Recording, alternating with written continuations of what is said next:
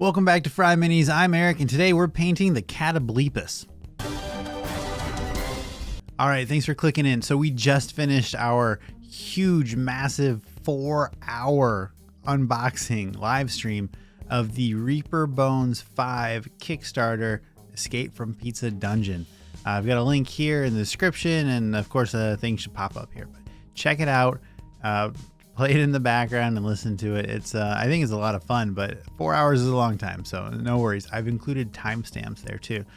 So if there's just specific sets you want to take a look at, you can just click to that set and just watch that. And I'm able to afford the Reaper Bones Kickstarters, as awesome as they are, and as good of a deal as they are, thanks to my patrons, the Spud Club. If you want to consider supporting the channel, consider joining the Spud Club. Thank you to all of my patrons. You make all this possible. And also, we've just launched YouTube memberships. So $2.99 a month, you get a cool icon next to your name and comments and chat. That'll, the longer you're a member, the fancier it'll be. It color changes. And you get an exclusive Discord role and channel. I've got links for everything in the description. All right, so the Catoblepas or Catoblepas, I like to say bleepus, so that's what we're gonna do today. This is like a big, gross kind of long-necked swamp cow, and it has this. I don't want to spoil anything, but it has this ability to just kill you. It's definitely a fun and unusual creature. The WizKids Theros set had one, but it was like a bull, kind of a bison-y thing, which was a little different. But I like this Reaper one a little bit more. It's definitely more traditional for what you would think of this creature, what it's supposed to look like according to the monster manual or wherever it's printed. So we're going to paint this up using only Reaper paints. Reaper washes. I do use a non-Reaper varnish at the end, and I use some non-Reaper basing materials. But that's it. And if you want to follow along, here's what you'll need. The mini, of course, the Catoblepas. Some water, some paper towel, a paint cup, something, and then just a couple of Reaper paints. We have Graveyard Bone 09272, Synth Flesh 29113, Military Green 09176, Sepia Wash, this one's a little different, 09310, Alchemical Green 89516, Rattlesnake Leather 09667, Medusa Green 89521, Pure Black 09037, Turkey Brown 09691, and Fresh Blood 09279. And that's it. Well, you might want to varnish it at the end, but that's not a big deal. And you might want to do some basing stuff, but you can use anything or just not even base it at all. Okay, so this came in a bag. It's really great. It's easy to use and hard to get mixed up with other things because it's self-contained. I always like to test fit things before I put them together, so I have an idea of where they're going before I glue them. That way you don't have wet glue sitting there starting to dry. And we have to cut off the sprue bits. So I just use a little razor blade, and some of the teeth were a little jaggy after that, so we just do a little cleanup. And same, all these connection points where the sprue connected in, you just have to do a little bit of cleanup to get it roughly in shape with the rest of it. So now this is exciting. What we're doing here is we're getting some hot water or some dish soap. We put the minis in there and we're scrubbing them.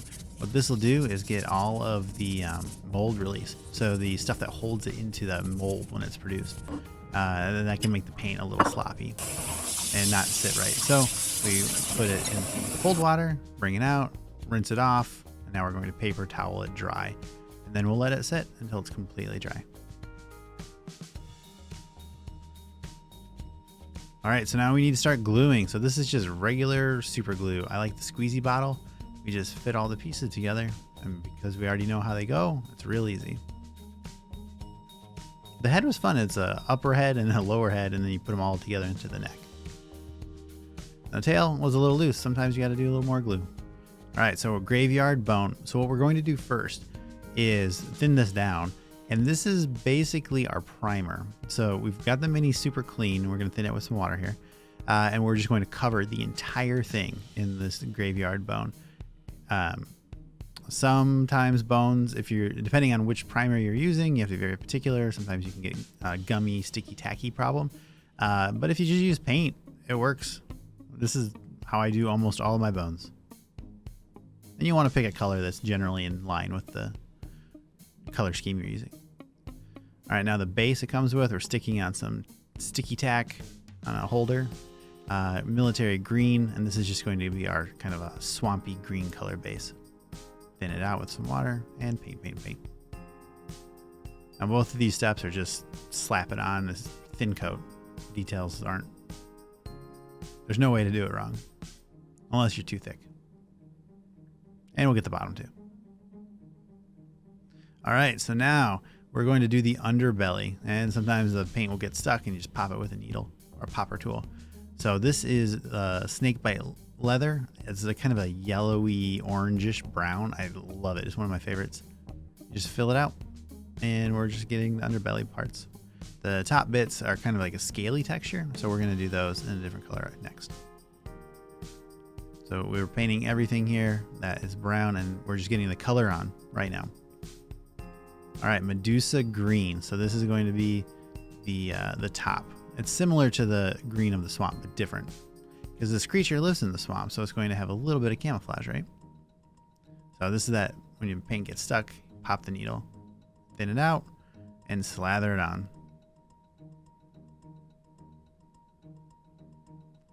So I already know I want to keep that skull bone color, so we're leaving the very skull top blank for now.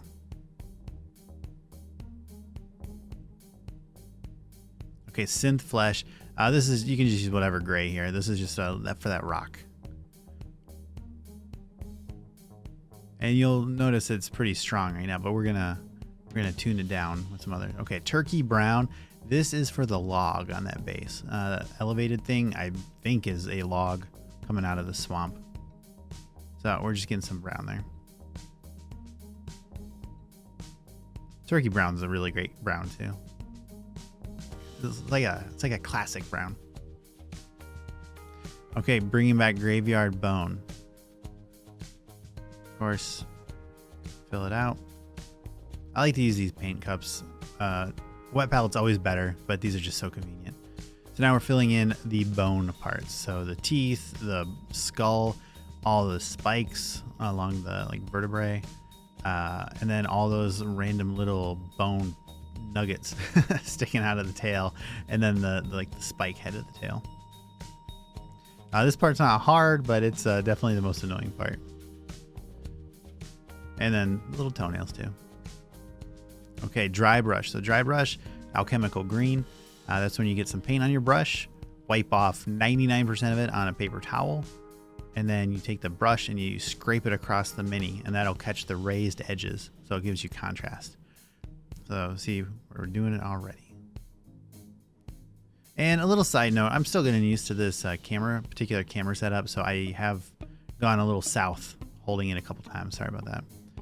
Okay, so now we're doing something different. We're taking that rattlesnake brown and we're mixing in graveyard bone, and to make a kind of in-between color, a lighter color. So now we're going to dry brush the fur parts, the brown parts, to raise that contrast there too. And we're going to get it on some of those bone parts, but not a big deal, because now we're going to go back in and clean it up. Another not super fun part. And I like to wear gloves when I'm holding the minis, when they're bigger like that, and I can't just stick it on the sticky tack. I think my fingers melted sometimes. Okay, so this is a sepia wash. Reaper washes are incredibly powerful, so I always dilute them with water, and you never know once you until you actually put it on, if it's going to just obliterate it. And sometimes it does, and that sucks, but this time it didn't too much. So we're putting it on there, we're covering the whole thing in it. It's a dirty, swampy creature, but we're also going to brush off as much of it as we can. So we get it coated up, let that sit into the recess, and we're going to do the same for the swamp base too. But then we try to brush off a lot, so that way it's kind of in those grooves. Okay, alchemical green's coming back. We're going to do some more dry brushing on that grass. But I like to wear the gloves because my warm fingers often can melt or smudge the paint, and the gloves gives a little bit of protection there, and it keeps your fingers clean. Synth brown. So now we're going to do a little bit of back and forth with the with that rock, and that's a little tip there. You can tap it with your finger and take some of the paint off without like taking all of it off, so it's like thin in reverse. Graveyard bone. Now we're going to dry brush that skull back. So again, this is my positioning wasn't great here. Sorry about that, but you get the idea. So we're just doing some dry brushing, and if you happen to get a little bit too much on there, just take it off with your finger real quick. Gloves are great for it, but if you're just using a regular finger or even some paper towel, you'll be okay. And now we're topping off the tips of the spikes. It's kind of like pseudo highlighting, where you're bringing out the bright points. And you should never use pure white for bones. I don't think any bones are pure white. I mean, you can if you want, of course, but I think you'll get better results. Okay, fresh blood. Catoblepas have blood red eyes. That's part of their special ability that we don't want to spoil too much. So we just did solid red eyes. It's spooky. Normally you would do some sort of effect in there, or just like a white dot, but we didn't. Okay, so now we're putting a little super glue in that base. If we can get it in the right way, snap it in, let it dry. Okay, and then now the base itself, we're putting some glue on and a big drop in the middle, so that way it'll squish down. And we're putting that on a large base. This is a large creature. Sometimes the Reaper bones are not quite the right size, but this is good. Vallejo. So this mud, this is going to help us build out this base. This is a good mud. It's nice and smooth, and it gave me the consistency I wanted. And you'll get it a little on the edges, so you just scrape it off with your finger best you can. And then we're putting in some Vallejo brushes too. I like this darker color because it's kind of swampy, scary thing. And we're just filing off, scraping off any extra mud. Real easy.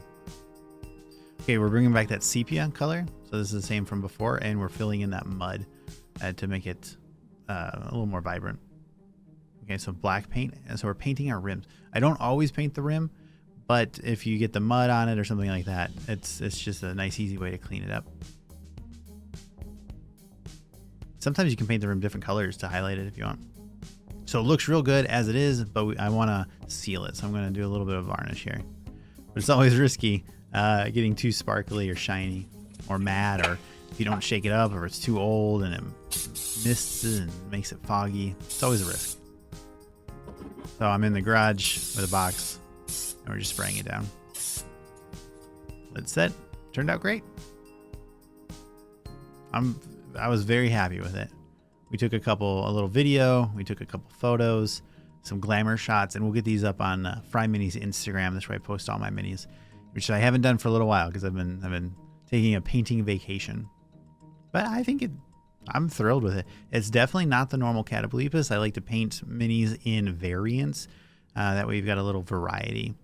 So if you have 3 Catoblepases, you can have one that's this greenish brown, and then maybe the next one I paint a little more traditional with the blackish, orangish, and then maybe we could do like a gray, white. That way you can say, I attacked the white one, I attacked the green one. But it's still Catoblepas. You get the idea.